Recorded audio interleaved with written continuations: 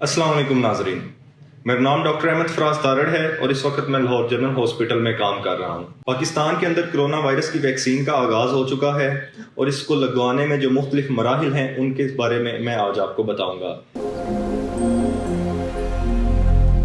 ये वैक्सीन मैंने अपने लिए कुछ ही दिन पहले लगाई और उसके बाद मुझे मुतअद्दिद लोगों ने पूछा कि इसको लगवाने का क्या तरीकाकार है, तो मैंने सोचा कि एक वीडियो पैगाम के ज़रिए आप सबके साथ ये शेयर कर लिया जाए। इसको लगवाने के लिए मुख्तलिफ मराहिल दरकार हैं। जो सबसे पहला मरहला है वो है रजिस्ट्रेशन का। हुकूमत पाकिस्तान की तरफ से सबसे पहले इसमें front line health care worker अहल थे, जिसमें doctors, nurses, paramedic staff, rescue 112 और बाकी अदारे जो फ्रंट लाइन पर कोरोना वायरस के खिलाफ लड़ रहे हैं वो अहल थे।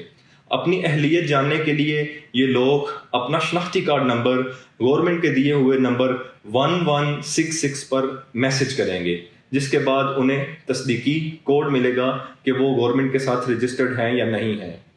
कल 15 फरवरी को special assistant to prime minister on coronavirus उन्होंने ये ऐलान किया है कि पाकिस्तान में जो 65 साल से ज़्यादा लोग हैं वो भी इस वैक्सीन को लगवाने के अहल हैं और इसका दूसरा मरहला स्टार्ट हो चुका हुआ है।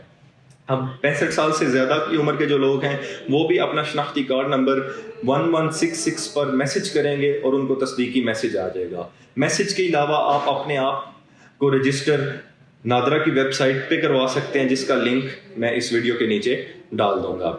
एक दफ़ा जब आपने पता चल गया कि आप इसके लिए रजिस्टर्ड हैं तो उसके बाद नेक्स्ट चीज़ होगा कि आपकी वेरिफिकेशन। आप अपने शनाख्ती कार्ड और मोबाइल के साथ गवर्नमेंट की तरफ से बनाए गए डेजिग्नेटेड वैक्सीनेशन सेंटर पर जाएंगे और उधर से जाकर वेरीफाई करवाएंगे। कंप्यूटर ऑपरेटर को आप अपना शनाख्ती कार्ड नंबर बताएंगे और वो आपसे पिन कोड पूछेगा जो आपको मैसेज के जरिए मसूल हुआ होगा। आप उसे वो पिन कोड बताएंगे। उस दौरान अगर आप वेरीफाइड हुए तो वो आपको नेक्स्ट मरहले के लिए भेज देगा और अगर आप वेरीफाइड ना हुए तो वो आपको दोबारा रजिस्ट्रेशन करने का कह सकता है। तीसरे मरहले में एक इवेल्युएशन फॉर्म होगा जो आपने फिल करना होगा।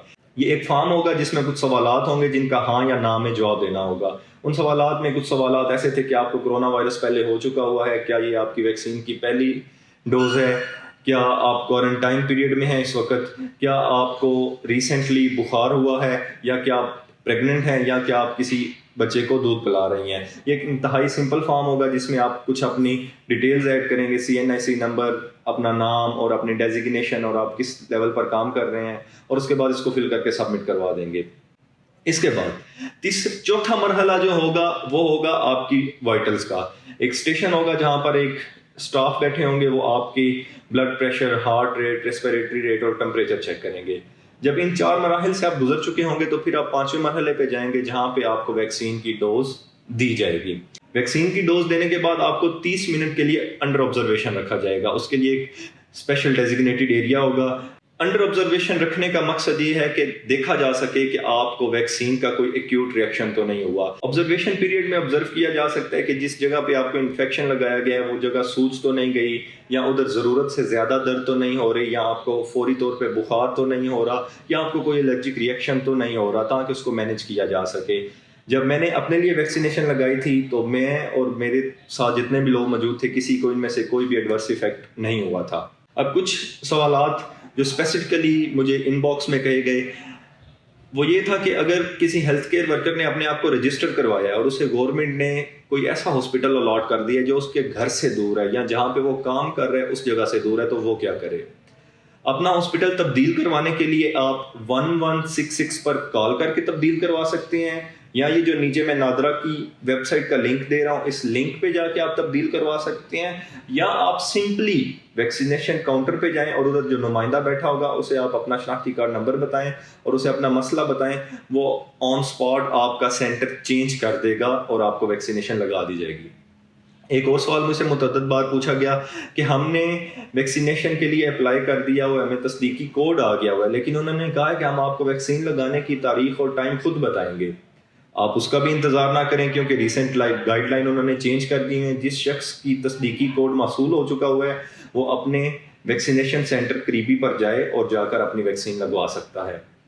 ایک اور میسیج آ رہا ہے کہ کچھ لوگ ہیلتھ کیئر ورکر ہونے کے باوجود جب 1166 پر میسیج کرتے ہیں اور ان کی تصدیق نہیں ہوتی، وہ اپنے ہاسپٹل کے ایڈمنسٹریشن سے رابطہ کریں، کیونکہ ان کا اندراج نادرا میں بطور ہیلتھ کیئر ورکر نہیں ہوا، وہ اپنا اندراج وہاں سے کروائیں اور خود کو اپنی ویکسین جا کے لگوا سکتے ہیں۔ ایک اور سوال آتا ہے کہ کیا یہ ویکسین 65 سال سے زیادہ لوگوں کے لیے محفوظ ہے، کیونکہ سیکنڈ ویو میں 65 سال سے زیادہ لوگوں کو لگانی شروع کی گئی ہے۔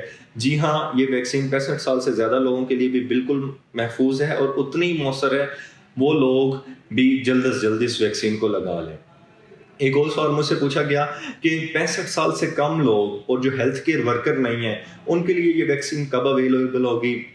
گورنمنٹ نے فرسٹ ویو میں ہیلتھ کیئر ورکر کو یہ ویکسین لگائی، سیکنڈ ویو میں سینئر سٹیزن جو کہ 65 سال سے زیادہ تھے ان کو یہ ویکسین لگائی، تھرڈ ویو میں گورنمنٹ پلان کرے گی باقی سٹیزن کے لیے، اس کی ڈیٹس گورنمنٹ کی طرف سے آئیں گی، جو کہ ابھی آپ کرنٹلی یہ کر سکتے ہیں کہ نادرا کی ویب سائٹ پہ جا کے خود کو رجسٹر کروا سکتے ہیں، تاکہ جب یہ ڈیٹ آئے تو آپ لوگوں کو تصدیقی میسج آ جائیں۔